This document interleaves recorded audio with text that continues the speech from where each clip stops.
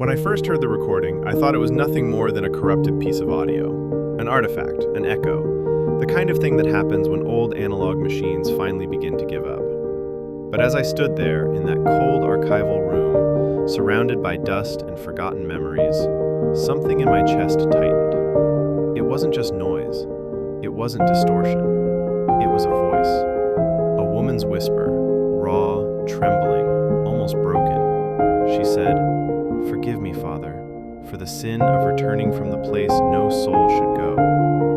And that line, that single, impossible sentence, is the reason I'm here now, speaking into this recorder. Because I know something's wrong with the world. Maybe it's been wrong for a long time. Maybe the truth has always been hiding in places we don't look. But tonight, this night, I intend to look. My name is Emma Carter, documentary filmmaker, researcher, and apparently the kind of person who runs toward the darkness instead of away from it. I never intended to investigate anything supernatural. I never wanted to be the kind of storyteller who chases ghosts or myths. My work, at least until recently, was grounded in history, politics, psychology, things that made sense. But nothing has made sense since I found that confession tape. It started 2 months ago, inside the abandoned radio station on the outskirts of town. I'd gone there because the owners wanted their archives digitized. I thought it would be a simple job: clean the tapes, convert them, catalog them, get paid. Then I found the envelope. A plain, brown, dust-covered envelope with one line handwritten across its surface. Confession Room, 1987. It shouldn't have been there. The radio station had no affiliation with the convent, no shared equipment, no shared history. And yet, somehow, this tape, this impossible artifact, ended up buried beneath piles of forgotten recordings. When I played it for the first time, I felt something I can't explain even now. Like the air around me thickened, like the room itself was listening. The voice, that whisper, it wasn't just sound, it felt aware. I didn't understand why until I visited the convent myself, which brings me to the night everything began to unravel. The rain was relentless, hammering the car windshield like it wanted to break through. My GPS struggled to keep a signal as the road narrowed, twisting deeper into the forest. I kept replaying the recording in my mind, the tremble in the woman's voice, the breath she took between words, the faint echo in the background, like she wasn't alone in that booth. By the time the convent came into view, I was trembling without realizing it. The building stood tall on a lonely hill, its stone walls stained by centuries of rain and wind. Only one window glowed faintly, a warm, golden light in a sea of darkness.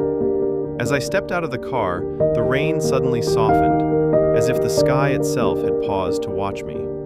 I walked toward the door, and before I could knock, it opened. Sister Agnes stood there, older than anyone I'd ever seen wearing the cloth, thin, pale, eyes deep with worry. She didn't greet me, she didn't smile. She simply said, "You're late, but perhaps that is for the best. Nights make the truth easier to hear." Her voice carried something heavy, something she'd been holding on to for far too long. Inside, the convent was silent, too silent. No footsteps, no murmurs, no echoes of prayer. Just the soft hum of ancient walls remembering things they shouldn't. As we walked down the hallway, Agnes held a small lantern, its flame flickering with every unsteady breath she took. "You came for the recording," she said without looking at me. "You want to know if it's real?" I swallowed hard. "Yes." She stopped walking. "It's real." A pause.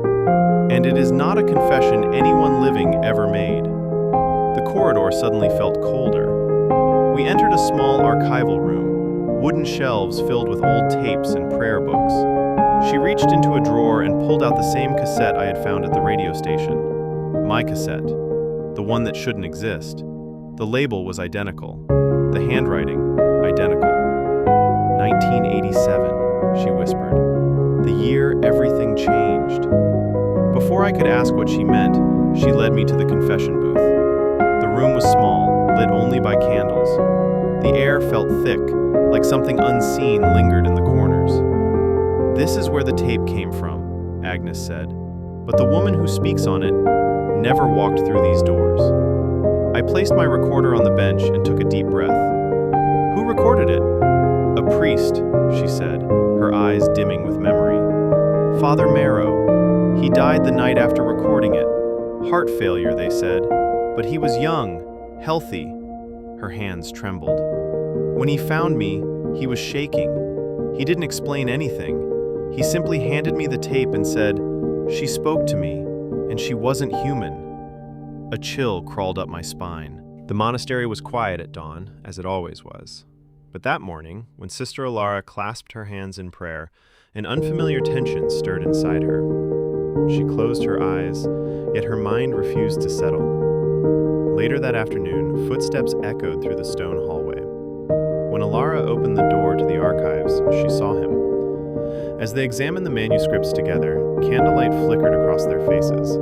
The scent of old parchment filled the air, and even the silence between them felt charged. After evening prayer, everyone retreated to their cells. The monastery slept, but Alara did not.